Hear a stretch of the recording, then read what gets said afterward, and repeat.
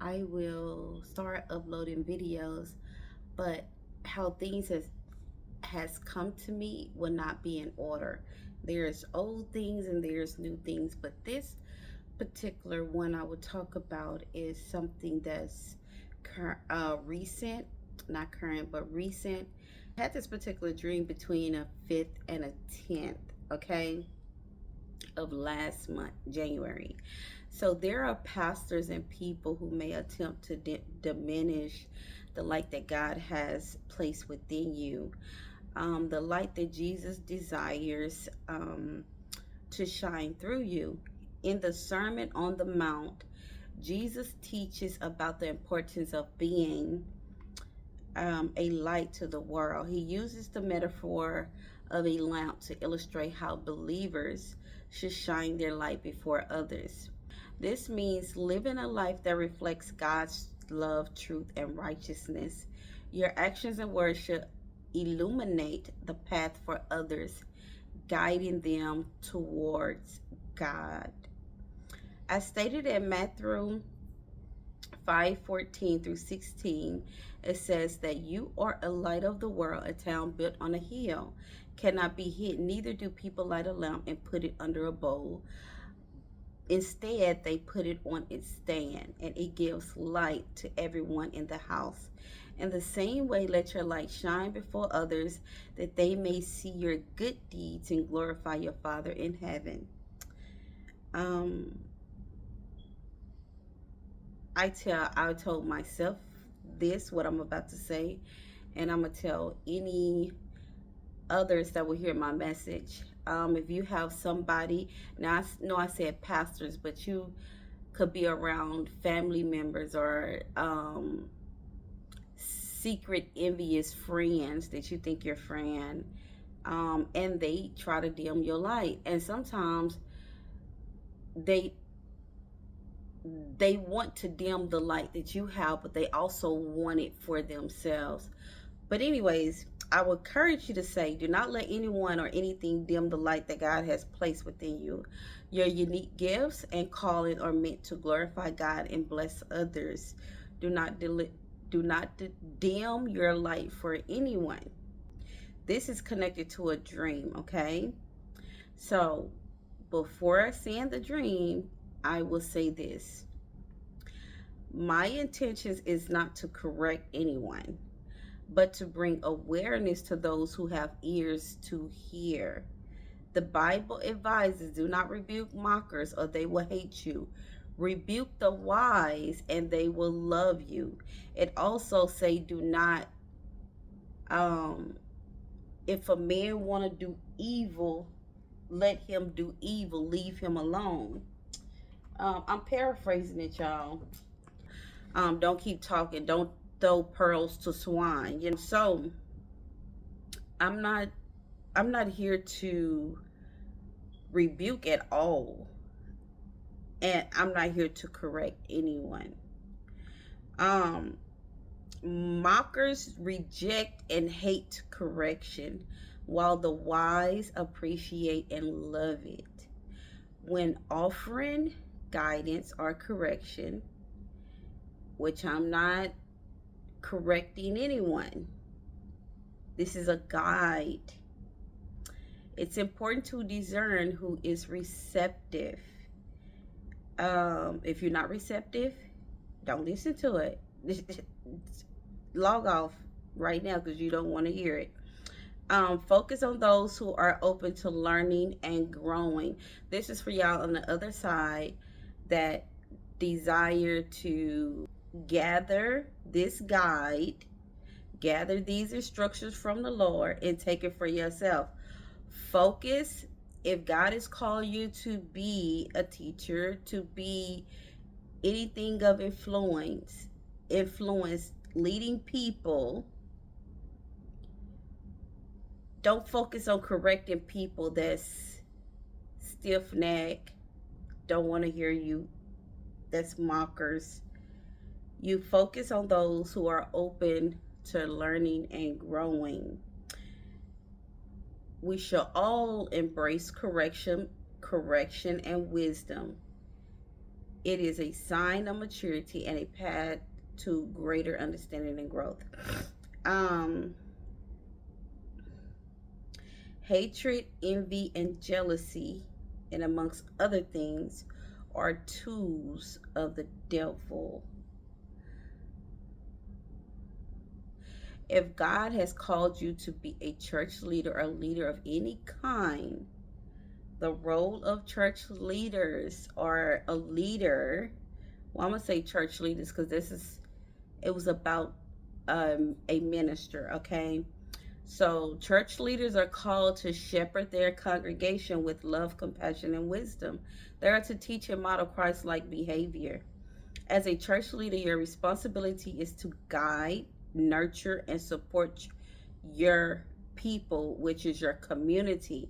This involves teaching biblical truths, offering pastoral care, and fostering an environment of love and respect. I will say that again.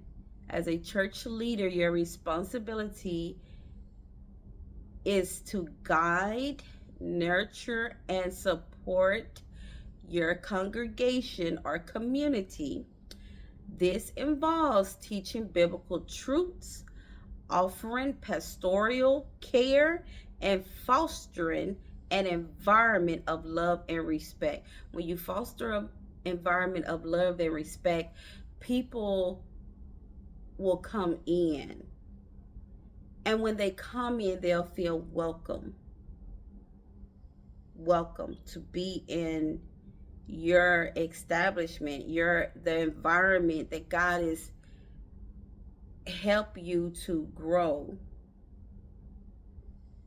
if God is in the midst, okay? Okay, so let's talk about the dream. I had a dream about attending a deliverance service. When I first arrived, I did not realize what type of service it was until later on that day. I parked right in front of the building near the door, which was designated spot for me. I also sat at the front of the church, which was also my designated position. So literally my car was in front of the door. Okay. As the service began and the pastor came out, I felt negative energy directed towards me. He said things that was clearly targeted at me, making me uncomfortable and desiring to move away from his sight. I wanted, I wanted to move, but somehow I learned that some men were outside surrounding my car. I went outside and moved my car to the center of the parking lot where everyone else was parked. When I returned to the service, I chose to sit toward the back in the front row of the second section. So there is a first section and then there's a second section. So I sat at the front row of the second section. During this service, an older wise lady approached me and said, "He does not like you." She had a kind spirit. She also informed me that the men were still outside surrounding my car. I went back outside and saw them leaning on my car. Instead of getting angry or calling the police, God humbled my spirit. I started asking them questions to understand why they were surrounding my car. As I spoke with them, I realized one of the men was my brother. I actually realized I saw my brother in the midst of them. It was like 4 or 5 guys. I think it was four. I saw my brother in the midst of them the first time. So, anyways, as I spoke with them, I realized one of the men was my brother, symbolizing innocence and following others' lead. These men were the pastor's security team, but they were dressed casually. I got to know them and their mindset, not just their relationship with the pastor. I want to start right there. The only thing that I got to know is that came to me is that they was the pastor security team. Not that they told me, but somebody else told me that they was the pastor security team. Um, but as I was out there talking to them, I got an understanding of their life, their person, who they are, just by, just talking to them, seeing where their mindset is at. While talking to them, deliverance began to happen. This is how I know it was a deliverance service. Like I said, while talking to them, deliverance began to happen. I prayed for them and they started to experience freedom for whatever was binding them. I hugged them and let them know they were loved and cared for. Deliverance happened right there in the parking lot, and then I woke up. The takeaway from the dream is that the pastor didn't like me and was trying to keep me in a compromising position, dimming the light that God placed within me. By moving from the front to the middle or back, I was diminishing my light to stay out of the way. Um, so that was the dream. And then I'm going to interpret this dream. There was there was a deliverance service that happened. I'm gonna say around January the 13th, because I briefly seen a posting. Not that I went to the service, but you got to understand, um like, well, I've said this before, maybe some people have not heard it, but when I see myself in the dream, God is talking about the church. So there's a particular pastor I've seen that wanted to dim, that desire to dim other people's light so he can be seen. He wants to be seen. He wants to be known. He wants his voice to be heard. And there is various things that he do to diminish, demean people, I will say. Um, but for me, and also, this really has happened in real life with me. I told y'all in an early message that I pulled back to get a clarity from God, and then God told me to speak in clarity and speak with clarity. Speak in clarity and speak with clarity. And I had to go look that up.